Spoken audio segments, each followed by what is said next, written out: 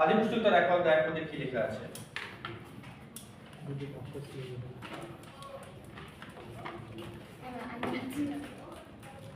आदि में परमेश्वर ने आकाश और पृथ्वी की सृष्टि की। কি লেখা আছে? आदि में परमेश्वर ने आकाश और पृथ्वी की सृष्टि की। ওকে, বাংলা লিখি তোমার বুঝতে হবে। আদি পুস্তক जेनेसिस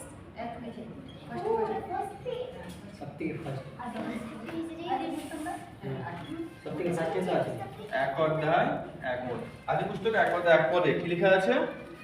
আদিতে ঈশ্বর, না?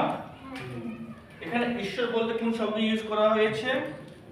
আমি ELOHIM, কি? এলোহিম। ঈশ্বর বলতে এলোহিম। আমেন। आमीन। आमीन তো আদিতে ঈশ্বর কি সৃষ্টি করেছে? आकाश और आकाश और पृथ्वी। पृथ्वी। আকাশ আর পৃথিবী সৃষ্টি করেছে। তো এই গড মানে কি হচ্ছে? एलोहिम। এলোহিম। এলোহিম ঠিক আছে। আবার আমরা সামস 20 মিনিট 82 অধ্যায় পড়বো আমরা।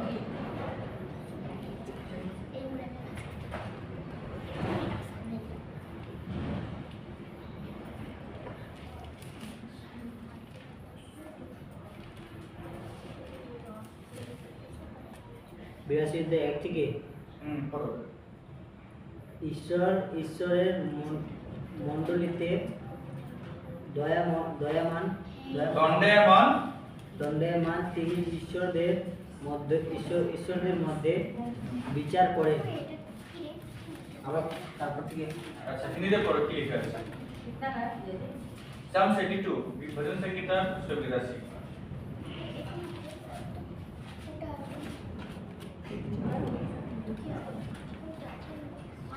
परमेश्वर की सभा में परमेश्वर ही खड़ा है, वह ईश्वरों के बीच में न्याय करता है।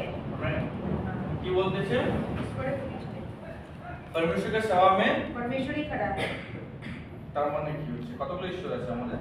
একটা কি বলবো, একটাই? এখানে কি বলছে? ঈশ্বর, সবাই ঈশ্বর দাঁড়িয়ে আছে।